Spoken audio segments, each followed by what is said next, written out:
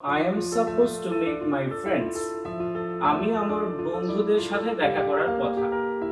ধরো তোমাকে কেউ ইনভিটেশন দেওয়ার জন্য এসেছে, কিন্তু তুমি খুব পোলাইটলি সেটাকে রিফিউজ করতে চাও, সেই ক্ষেত্রে তুমি কি বলতে পারো? তুমি বলতে পারো, I would love to join your party, but I am supposed to meet my friends tonight.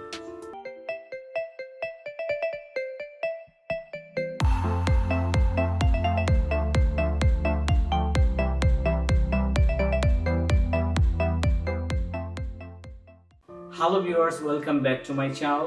শুরু করতে যাচ্ছি বেসিক ইংলিশ ক্লাস 1 এর পার্ট 3, যে আই এম স্ট্রাকচারের সাথে আমরা আর কি কি স্ট্রাকচার ইউজ করে আমাদের মনের ভাব প্রকাশ করতে পারি। পয়েন্ট নাম্বার 5,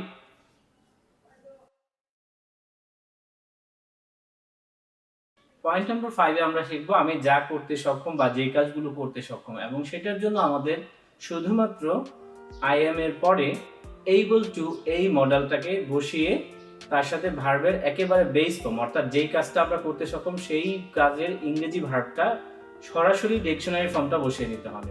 চলো আমরা একটু দেখে নিই।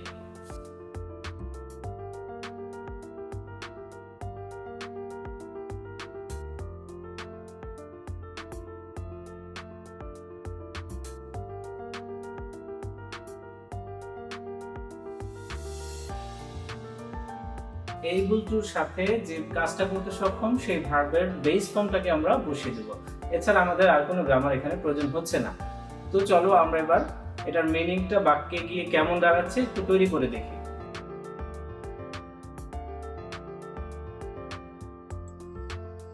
I'm able to speak in English এর বাংলা অর্থ দাঁড়াচ্ছে আমি ইংরেজিতে কথা বলতে সক্ষম। আমরা আরেকটা বাক্য দেখি।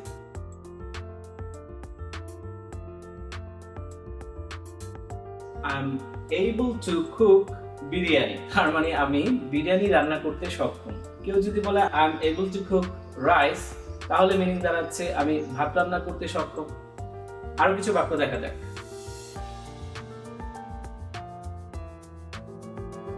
I'm able to dance, তার মানে আমি নাচতে সক্ষম। দেন আমরা আরো বলতে পারি sing, sing মানে হচ্ছে গান করা। So I am able to sing এর মানে দাঁড়াচ্ছে আমি গান করতে সক্ষম।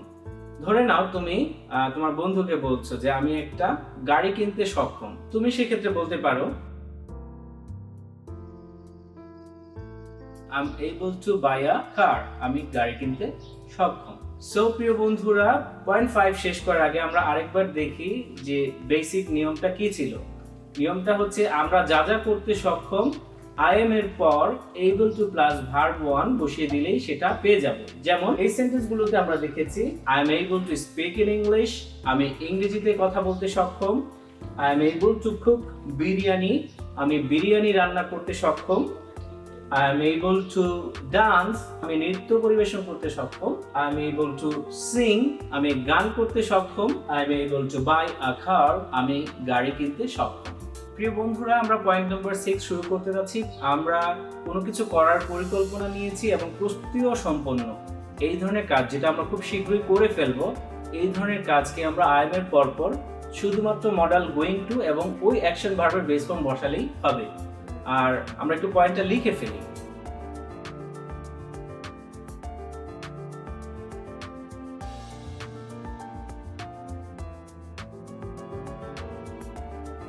সুপ্রিয় বন্ধুরা, ধরে নাও আমি একটা বাড়ি বানাবো, আমার রড, সিমেন্ট, ইট, বালি সব কেনা হয়ে গেছে।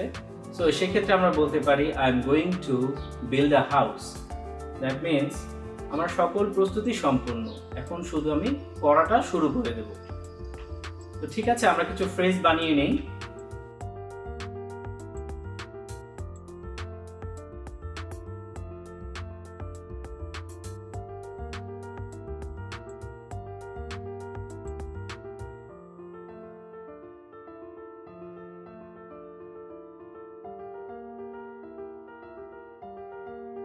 তো চলো আমরা বাক্যের মাধ্যমে সেটাকে আরেকটু ক্লিয়ার করে দিই।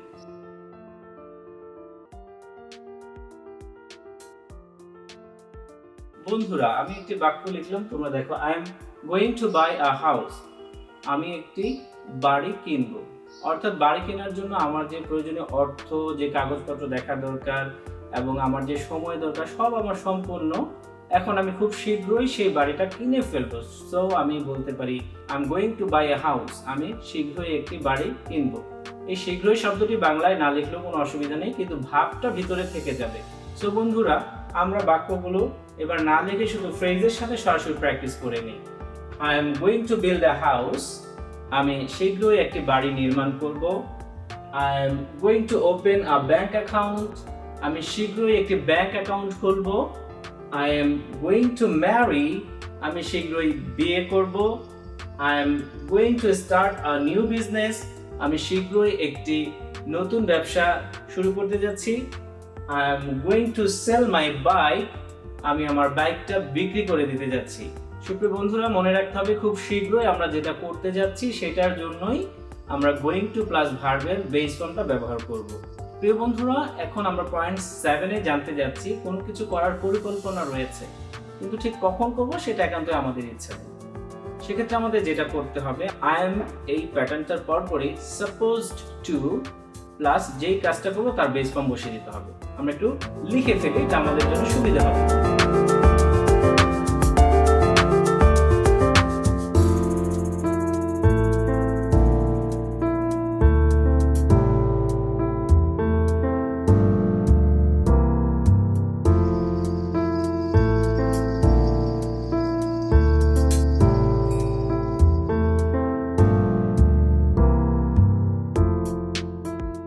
তাহলে আমরা বাক্যের মাধ্যমে ব্যাপারটাকে আরেকটু ক্লিয়ার করে ফেলি, চলো।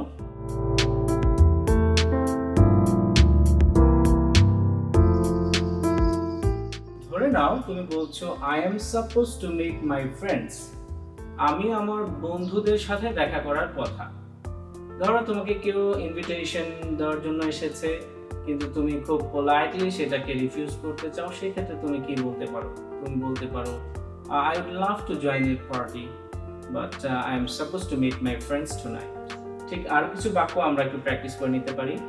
I am suppose to submit, আমার দাখিল করার কথা। I am suppose to submit my papers to the officers, আমার সমস্ত কাগজপত্র অফিসারদের কাছে দাখিল করার কথা, উপস্থাপন করার কথা।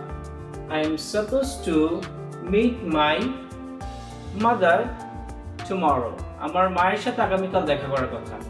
I am suppose to go to London next month, next মান্থে আমার লন্ডন যাওয়ার কথা।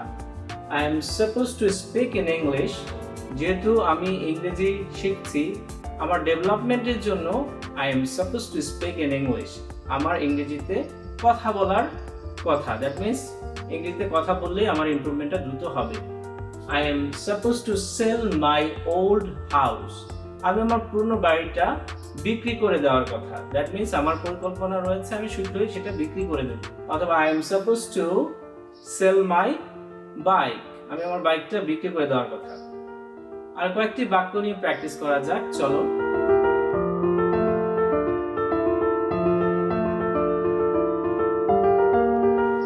I am supposed to help my local people, আমি আমার স্থানীয় লোকজনদের সহযোগিতা করার কথা। আমার অনেক ধন সম্পদ রয়েছে, সো আমার নিজের মধ্যে লায়াবিলিটিটা, এই দায়িত্বটা নিয়ে নিতে হবে। I am supposed to help my local people, যে আমার স্থানীয় লোকদের মধ্যে যারা একটু ডিস্ট্রেস, যারা একটু helpless, I am supposed to help them. I am supposed to help my local people, আমার স্থানীয় লোকদেরকে সাহায্য করার কথা। সো বন্ধুরা, আমরা পয়েন্ট নাম্বার 7 শেষ করার আগে আরেকবার রিভিউ করে নিচ্ছি। পুরো ব্যাপারটা হচ্ছে আমাদের যা যা করার পরিকল্পনা ইতিমধ্যে আমরা গ্রহণ করেছি অথবা যা করার কথা সেগুলো বলার জন্য আমরা আই এম এর পরপর সাপোজ টু প্লাস যে অ্যাকশনটা করার কথা সেই V1টা আমরা বসিয়ে দেব। ঠিক আছে, চলো আমরা শেষ করার আগে আরেকবার একটু একসাথে বাক্যের মিনিংগুলো প্র্যাকটিস করে নিই। I am supposed to meet my friends, আমি আমার বন্ধুদের সাথে দেখা করার কথা। I am supposed to help my local people, আমি আমার স্থানীয় লোকদেরকে সহযোগিতা করার কথা। I am supposed to submit my all papers. আমার সমস্ত কাগজপত্র দাখিল করার কথা। I am supposed to meet my mother tomorrow. আমি আমার মায়ের সাথে আগামীকাল দেখা করার কথা। I am supposed to go to London next week. Next week অর্থাৎ আগামী সপ্তাহে আমার লন্ডন যাওয়ার কথা। I am supposed to speak in English. আমার ইংরেজিতে কথা বলার কথা। I am supposed to sell my old bike. আমার পুরনো বাইকটা বিক্রি করে দেওয়ার কথা। হ্যাঁ বন্ধুরা, ধরো কোনো কাজ তুমি একটু পরেই করবে, করার একেবারে কাছেই চলে আসছো, সেক্ষেত্রে আই এম এর পর অ্যাবাউট টু প্লাস ওই অ্যাকশন ভার্বের বেস ফর্মটা বসিয়ে দিলে হবে। চলো আমরা পয়েন্টটা একটু লিখে ফেলি।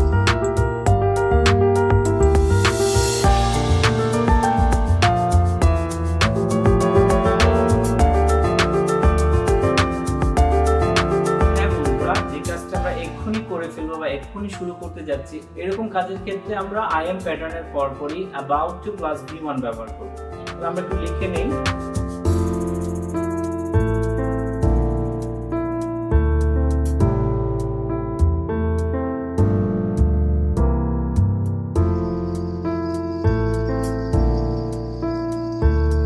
হ্যাঁ বন্ধুরা, এবার আমরা বাক্যের মাধ্যমে দেখে নিচ্ছি যে অ্যাবাউট টু প্লাস ভার্বের বেস ফর্ম কেমন অর্থ দেয়।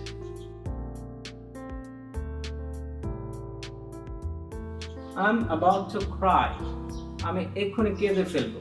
ধরো তুমি তোমার কোনো বন্ধুর সাথে কথা বলছো, সে তোমাকে এমন কিছু কথা বললো বা এমন কিছু তোমার সাথে ঘটলো, তুমি হয়তো তখন বলতে পারো I'm about to cry. আমি এক্ষুনি কেঁদে ফেলবো।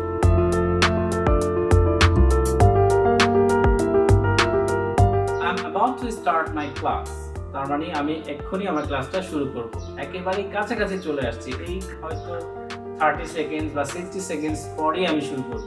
So I can say I'm about to start my class. একইভাবে ধরো আমি আমার ক্লাসের একেবারে শেষে চলে আসছি, একটু পরে শেষ করে দেব, সেক্ষেত্রে আমি কি বলতে পারি? সেক্ষেত্রে আমি বলতে পারি I'm about to finish my class. ধরো তুমি একটা ডিসিশন নিয়েছো যে তোমার রানিং যে জবটা রয়েছে সেটা তুমি করবে না, এক্ষেত্রে তুমি বলতে পারো I'm about to quit the job. যে আমি আমার জবটা ছেড়ে দেব। তো বন্ধুরা চলো আমরা আরেকটু প্র্যাকটিস করে নেই। I'm about to start a new business. আমি শীঘ্রই একটা নতুন বিজনেস শুরু করব। I'm about to finish my lesson. আমি আমার পাঠ প্রায় শেষ করে ফেলছি। I'm about to finish my class. আমি এক্ষুনি আমার ক্লাস শেষ করব। I'm about to leave my country. আমি এক্ষুনি আমার দেশ ছেড়ে যাব।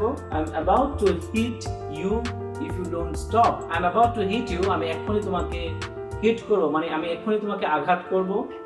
I'm about to quit my job. আমি আমার জবটা ছেড়ে দেব। সুপ্রিয় বন্ধুরা, পয়েন্ট নাম্বার 9 এ আমরা শিখতে যাচ্ছি আমাদের অবস্থানটা আই এম এর পরপর বসিয়ে কিভাবে এক্সপ্রেস করা যায়। তো আমরা একটু লিখে নিই।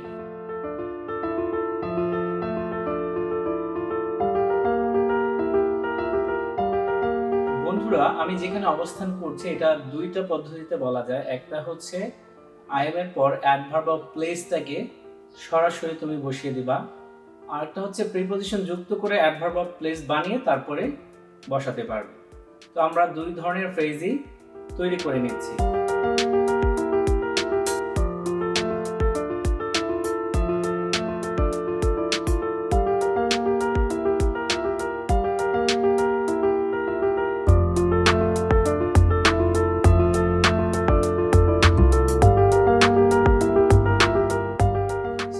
দেখে নিচ্ছি আই এম এর সাথে কিভাবে নিজের অবস্থানটা প্রকাশ করা যায়।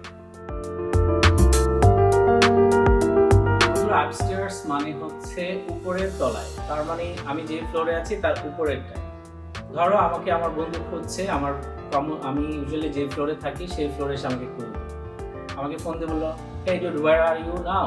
আমি বললাম you know I'm upstairs. মানে হচ্ছে আমি উপরে আছি।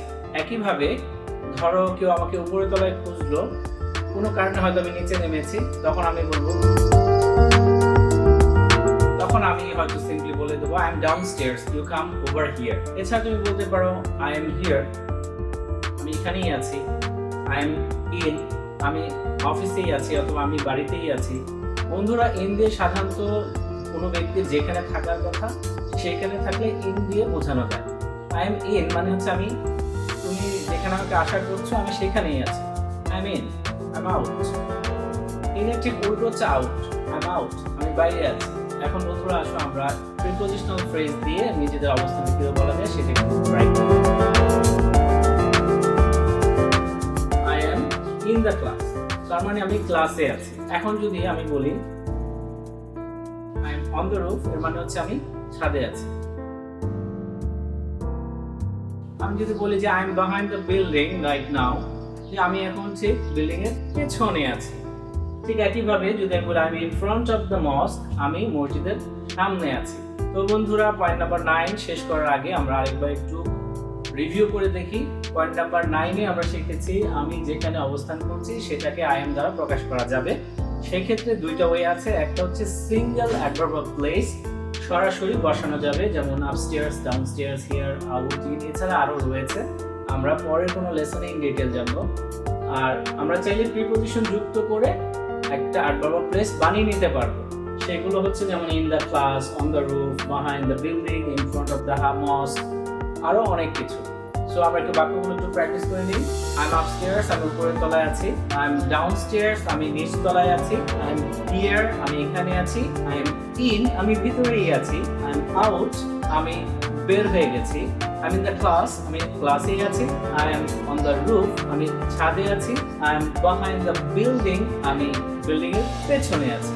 এছাড়া আমরা বলতে পারি I am in front of the mosque, আমি মসজিদের সামনে আছি।